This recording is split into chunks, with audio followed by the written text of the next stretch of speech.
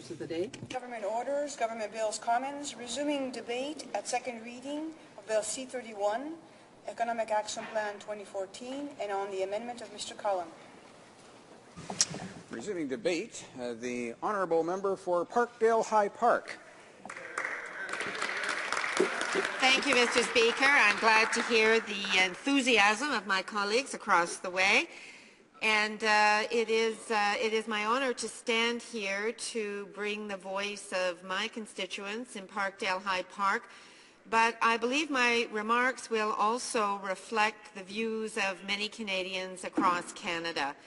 I've heard nothing but complaints from members of my community about the fact that this government is once again bringing in an omnibus bill, cramming all kinds of measures into one very, very large so-called budget bill, making significant changes that will fundamentally affect the lives of Canadians, and then for the more than 60th time in this House have restricted the time available for Canadians to be able to take a look at this bill and for parliamentarians to effectively debate the contents of this bill. This bill has over 300 pages. It seeks to legislate many distinct areas of the lives of Canadians, not simply on the economy. But I have to say, Mr. Speaker, I'm also very concerned about what is not in this bill. There's nothing in this bill that would help with the rise of part-time jobs, the growing number of part-time jobs without benefits, replacing good paying full-time jobs, secure jobs that Canadians are losing and have lost both during and since the recession. Nothing for a generation of young people unable to find stable work and start their lives without massive amounts of student debt. Nothing to address the use of EI funds that seem to be used for balancing the budget as opposed to giving the majority of Canadians who are unemployed access to benefits that will help them make the transition from one field of work, from one job to another job without an economic calamity taking place in their lives, which is the case for far too many Canadians, and certainly this is affecting many in my community. And this is also a government unwilling to protect our environment, even with the international governing organizations such as the UN calling on Canada to be a leader in reducing climate change. In fact, as parliamentarians here well know, and a growing number of Canadians know, the government has used these omnibus budget bills, in fact, to erode and attack environmental provisions that would protect our environment and reduce greenhouse gas emissions. But I want to speak about jobs. Good jobs have been lost under this government, but year after year there's nothing to help Canadians get back to work. This bill fails to renew the NDP's tax credit for small businesses that we know creates jobs. It will also nullify the existing agreements that identify which jobs are essential and which will effectively disrupt bargaining that is already underway. Over 1.3 million Canadians are still unemployed, and this government has chosen to waste their time legislating measures that were never mentioned in the budget speech, rather than taking real action to help Canadians get back to work. The vast majority of jobs created by this government have been part-time, including almost 70% of the jobs created in March alone. So those Canadians who were able to recover employment after the recession often find themselves working 2 or 3 part-time jobs, trying to make ends meet, trying to support their families and themselves, instead of the one job they used to be able to work in order to support themselves and their families. So it's no wonder, Mr. Speaker, we're seeing growing levels of income and wealth inequality in this country. And we saw a report come out just last week that showed that the wealthiest 86 individuals in this country control the same amount of wealth as the poorest 11.4 million. Now, if that isn't inequality, I don't know what is. This bill fails to address that growing inequality, and frankly, Mr. Speaker, Canadians deserve much better. I am pleased that the government has finally adopted the NDP's proposal to cap tariffs imposed by wireless service providers. This measure, however, is coming too late for many Canadian companies which are just starting up.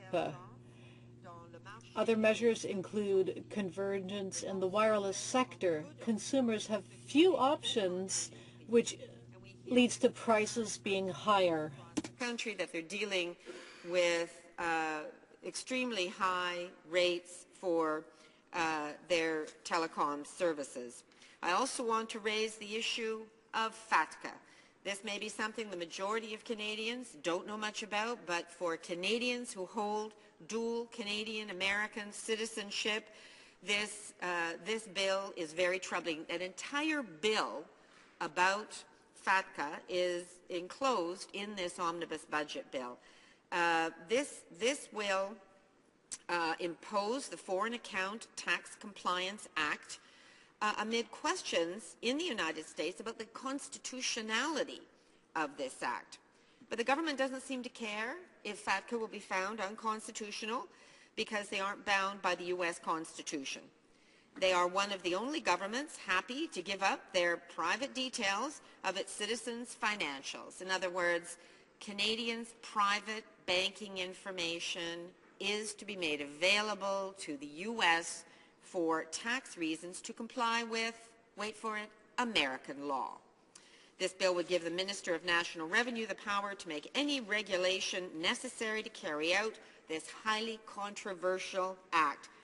It's entirely inappropriate for the government to present this legislation by burying it in an omnibus bill with time allocation, so we don't get adequate time to study and debate this bill within a bill, and just hoping Canadians won't notice. Well, I suggest, Mr. Speaker, Canadians are taking notice, and they're very, very concerned about these tax changes.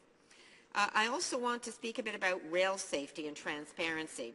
This government doesn't seem to care about keeping legislation transparent, but they also seem cavalier about Canadian safety. For example, this bill will allow the government to change and repeal a wide variety of railway safety regulations without even informing the public about it. Any cabinet decisions that change the safety requirements for the transport of dangerous goods will now be secret. This includes changes to the classification of dangerous goods, the training and qualification of inspectors, and rules regarding the importation and transport of dangerous goods. The public will have no way of knowing the government weakens safety measures because it doesn't have to be made public. This bill even prevents experts from advising the minister before the changes come into effect. Thank you, Mr. Speaker. So much for allowing big data to inform our government policies, as the honourable member for Port Moody, Westwood, Port Coquitlam promised yesterday. Once again, this bill demonstrates to Canadians that the government thinks that our parents and grandparents are a burden. They've made it more difficult for families to reunite in Canada, and now new Canadians must live an extended period in Canada before receiving GIS or OAS survivor's allowance. Not only are sponsors going to be financially responsible for new Canadians for a significantly longer period of time, this also clearly sets a distinction between those Canadians who were born here and those who were not. So, Mr. Speaker, in conclusion, time and time again, the government has shown they're happy to distinguish between Canadians born here and those who aren't. Les employés du secteur privé. Private sector employees work hard, whereas those of the public sector are twiddling their thumbs.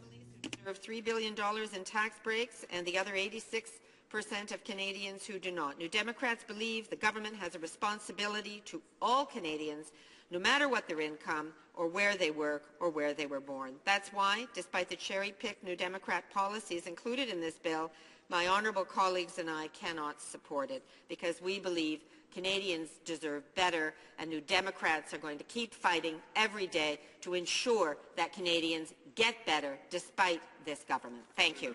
Bravo. Questions and comments? Questions et commentaires? The Honourable Member for Winnipeg North.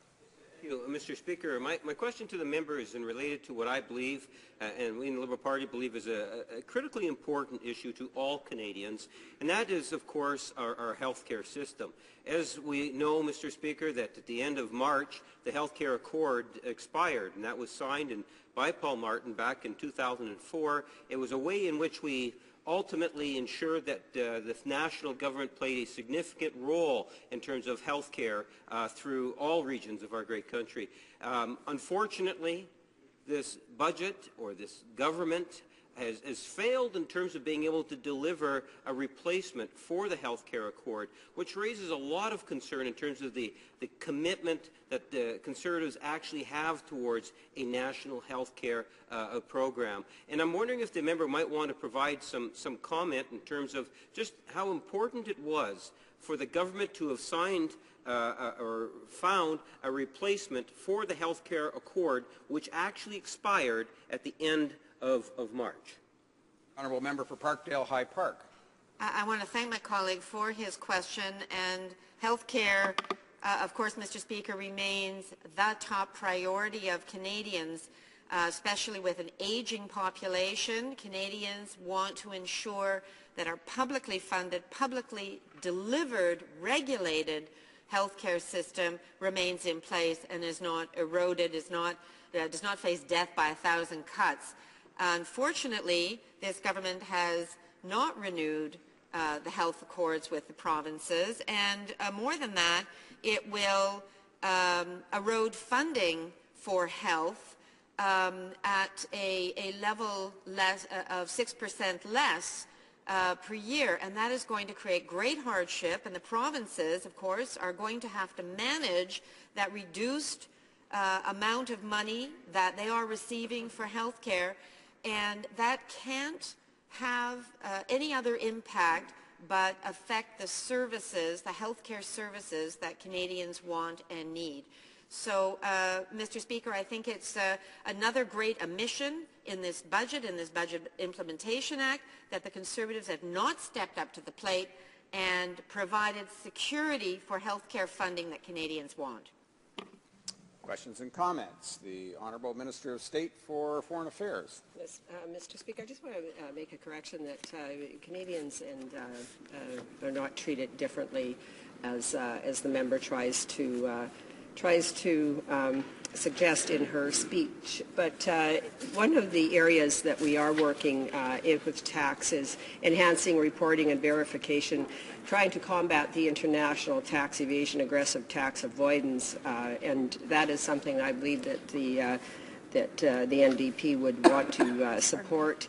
But to misrepresent any of our clauses in the budget by saying that we're treating the American Canadians differently is incorrect, and I just wanted to put that on the record.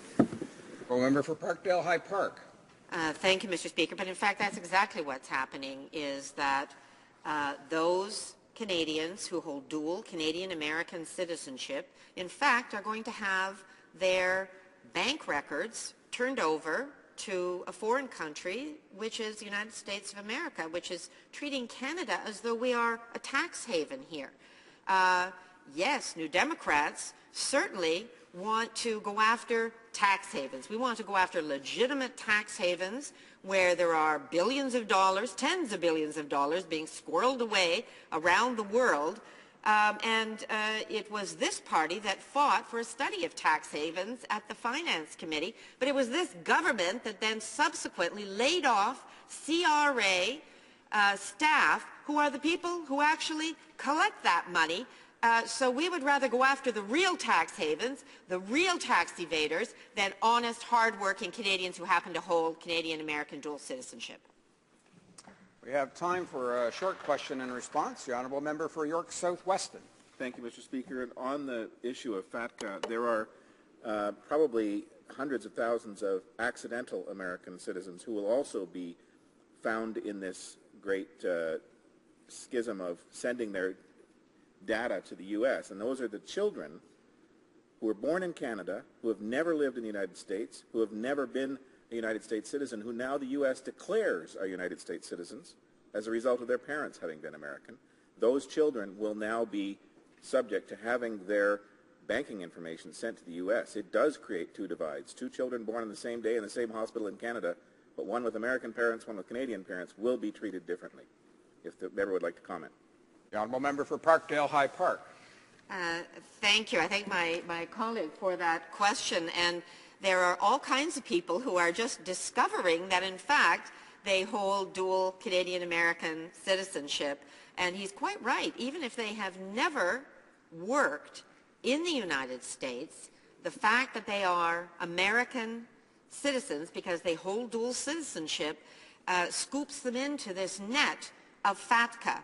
And I can tell you, Mr. Speaker, my office has been deluged with calls from concerned citizens since this initiative by the U.S. was first announced, and we don't believe that our government has effectively protected the interests of Canadians.